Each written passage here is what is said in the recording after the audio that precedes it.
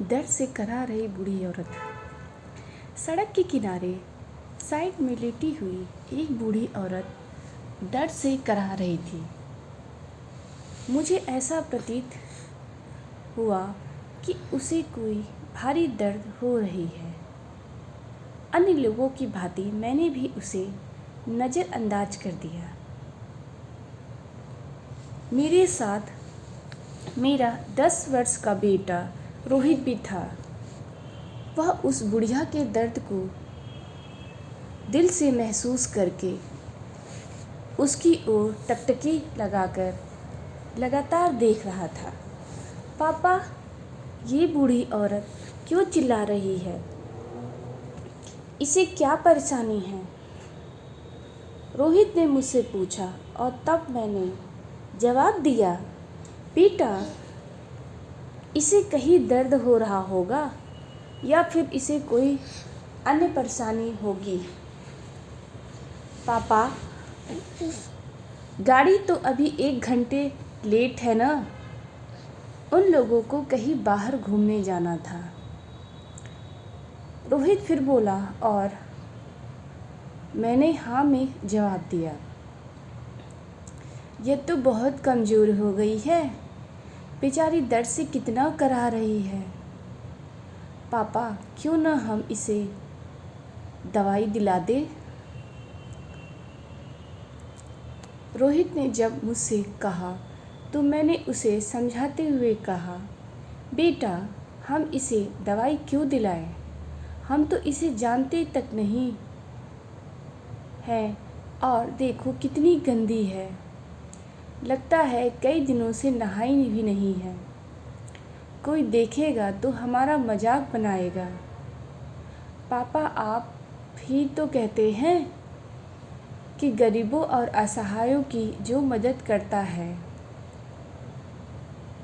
भगवान उस पर सदा मेहरबान रहते हैं। इसलिए हमेशा दूसरों की सहायता के लिए अग्रसर रहना चाहिए। और आज आप इस तरह कह रहे हैं कि कोई देखेगा तो क्या कहेगा, हमारा मजाक बनाएगा। मेरी समझ से दूसरों की सहायता करने पर हमारा मजाक कोई क्यों बनाएगा? हमारा मजाक कोई नहीं बनाएगा। अगर पापा कोई बनाता है तो बनाने दीजिए। हमें अपने काम पर ध्यान देना चाहिए। ऐसा आप और माँ दोनों लोग तो कहते थे, पर आज आप। रोहित ने मुझे उल्टा समझाते हुए कहा।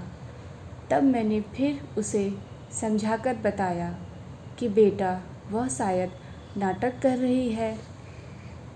इसे कहीं दर्द नहीं हो रहा है। मैं ऐसी औरतों को भली भांति अच्छे से जानता हूँ।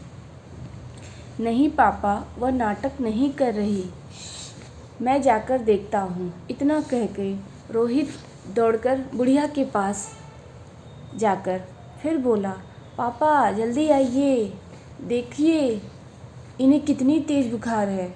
मैंने जानबूझकर उसके बुलाने की आवाज़ को अनसुना कर दिया, परंतु रोहित के बार बार बुलाने पर मैं उसके पास गया और देखा तो बूढ़ी औरत बहुत गंदी और बुखार की तपन से करा रही थी।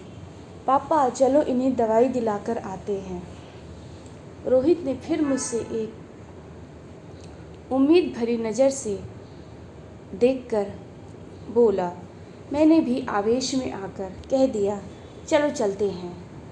मेरा इतना कहने पर रोहित के चेहरे पर खुशी की झलक दिखने लगी। यह देख मेरे दिल में उस असहाय महिला की मदद करने के लिए दिल में श्रद्धा और प्रेम भाव जागृत होने लगा था। पास के हॉस्पिटल में हमने उस बुढ़िया को दवा दिलाई। कुछ देर बाद बुढ़िया को जब कुछ राहत मिली तब बुढ़िया हमें दुआएं देती जा रही थी। भगवान तुम्हारा भला करे, तुम दोनों सदा सुखी रहो, तुम्हारा घर सदा धन धान से भरा रहे। भगवान तुम्हारे जैसे बच्चे हर माँ बाप को दे।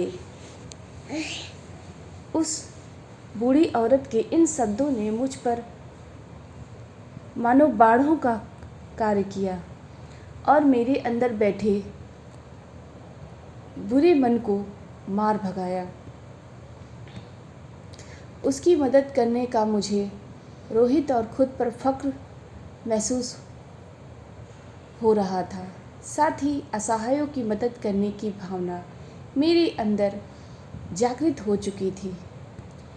जब हम घर पर पहुँचे तो वहाँ पर उपस्थित आस पड़ोस के लोगों ने भी हम दोनों की दुआएं देना शुरू कर दिया। आप दोनों उस महिला के लिए फरिश्ता हो।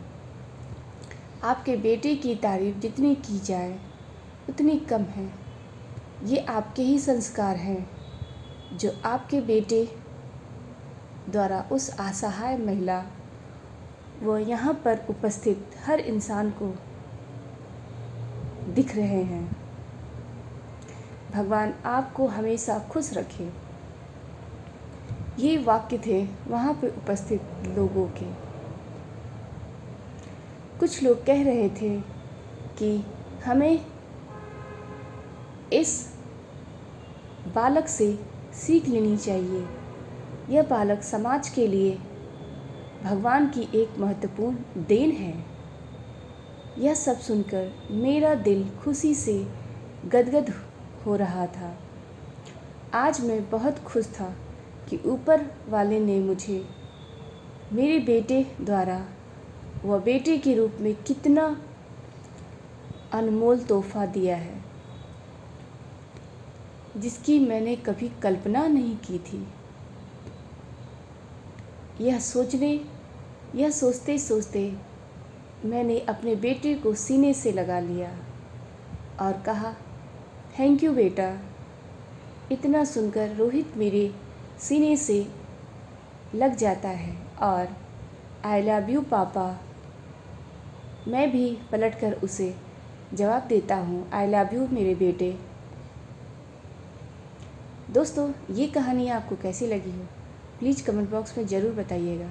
अपने दोस्तों के साथ शेयर करिए।